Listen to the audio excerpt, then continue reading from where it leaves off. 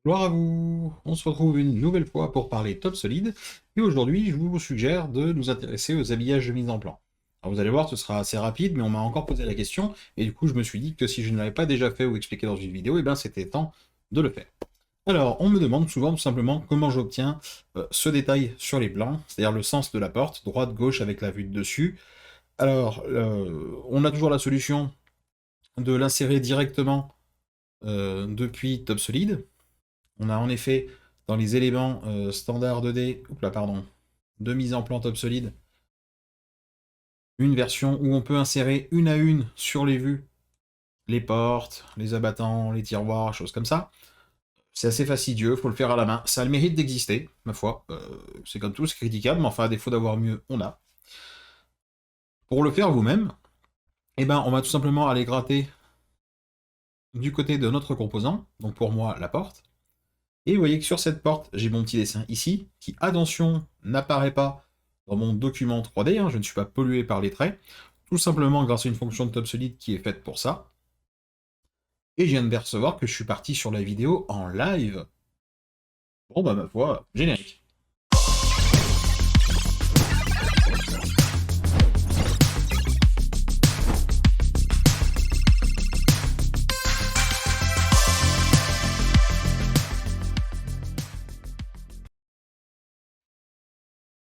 Ouais, je sais, flemme de montage, mais au point où j'en suis, vous me direz, ce qui nous intéresse, c'est le fait que ce soit pertinent.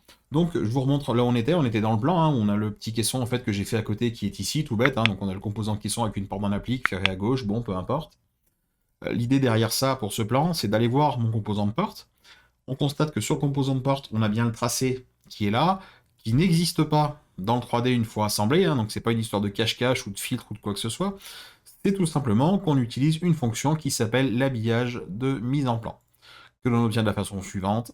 Clic droit sur l'ensemble, définir un habillage de mise en plan. Pour ceux qui ne savent pas, on va faire un truc de fou, on va aller chercher tout simplement.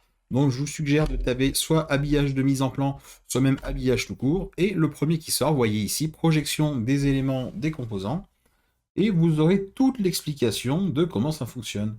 Alors vous verrez qu'en réalité c'est assez simple, hein, il suffit d'avoir un dessin et on indique dans quel sens sur les vues on veut que ça apparaisse. Alors vous noterez qu'il vous propose de faire apparaître plus d'éléments. Vous voyez ici par exemple des cotes, des références de coulisses. Je dis pas que ça marche pas, je dis que ça marche bien. Je vous invite juste à être très précautionneux dans ce que vous allez utiliser. Parce que le problème, c'est qu'une fois que vous décidez que ça apparaît sur la mise en plan, ben ça y apparaît. Et si vous l'enlevez, vous ne pouvez pas l'enlever au composant par composant. Vous allez l'enlever sur toute la vue. Donc du coup, si vous commencez à charger chaque élément avec tous les détails, bah, ça devient assez vite compliqué. Hein. Sur l'exemple, ça paraît pertinent parce qu'on n'a qu'une façade. On se rend vite compte quand on a plusieurs éléments les uns sur les autres que c'est pas aussi pertinent que ça. Donc faire attention. Voilà, sur du pièce à pièce, ça peut valoir le coup quand vous êtes en représentation d'implantation et de choses comme ça. Attention à ce que vous mettez dans cet habillage de mise en plan.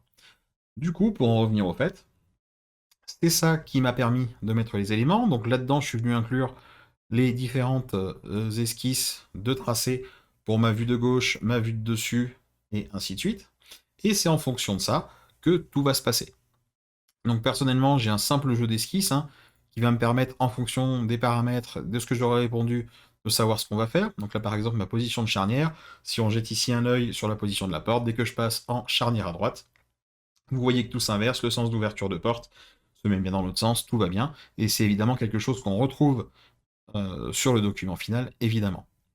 Et je vais profiter de cette petite vidéo pour glisser un nananananer aux personnes qui m'ont dit que le mettre en base et charnière, on est obligé de les mettre des deux côtés, vous savez, et de désactiver ensuite pour pouvoir avoir le jeu de charnière qui se passe bien. Eh bien, la preuve que non, vous voyez, j'ai bien l'embase et la charnière une seule fois dans l'arbre qui sont répétés, en l'occurrence ici. Et quand je vais passer, oups là, pardon. Et quand je vais passer mes positions de charnière de droite à gauche, c'est leur positionnement complet qui bouge. Donc c'est parfaitement faisable, sans passer par un ensemble alternatif, sans passer par d'autres éléments. Ça se fait très bien. Une petite astuce, tout simplement. Bon, du coup, maintenant que je suis fier de moi et que j'ai fait mon petit nananaire, je vais vous laisser jeter un œil à cette histoire d'habillage de mise en plan. Vous verrez qu'on peut faire plein de choses avec. Encore une fois, c'est à vous de voir ce dont vous avez besoin. Notez qu'une dernière chose, si ça n'apparaît pas dans vos vues alors que vous avez parfaitement fait le travail, ça vient peut-être de cette petite coche ici sur la vue. Vous voyez ici, projection des éléments d'habillage de mise en plan. Si jamais je la décoche et que je fais OK, cela la fait disparaître de la vue et des vues associées. Et bien voilà, après un super début de vidéo en fanfare et sans transition, je vous laisse vous amuser avec ça, en espérant que ça vous aidera et que ça vous fera gagner masse de temps, puisque mine de rien, indiquer les sens de porte et les façades de tiroirs, ça peut vite prendre du temps sur les plans dès qu'on fait de l'agencement, hein, dès qu'on est sur des cuisines et des choses comme ça, il y en a toute une volée, et c'est du temps passé pour rien, hein. Techniquement, la valeur ajoutée, elle est pas folle. Donc voilà, si ça peut se faire automatiquement, c'est quand même vachement plus sympa. En attendant la prochaine vidéo, amusez-vous bien!